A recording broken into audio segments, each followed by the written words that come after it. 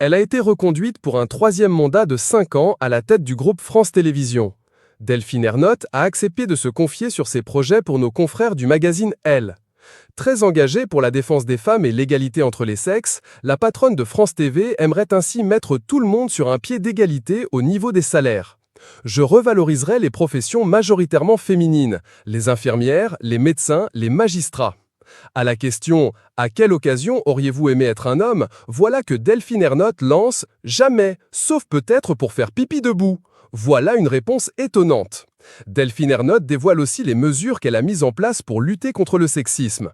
J'ai mis des quotas partout où je pouvais. Femmes à l'antenne, femmes expertes, femmes réalisatrices, et ça a porté ses fruits, déclare-t-elle ravie.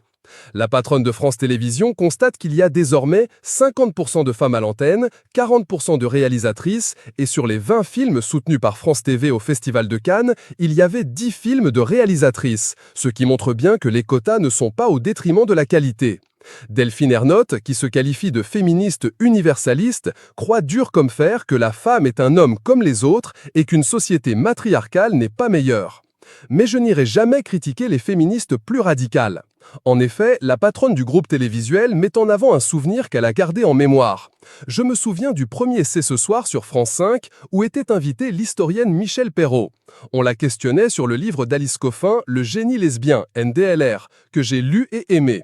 Michel Perrault a répondu « Les révolutions, ça ne se fait pas toujours dans la dentelle.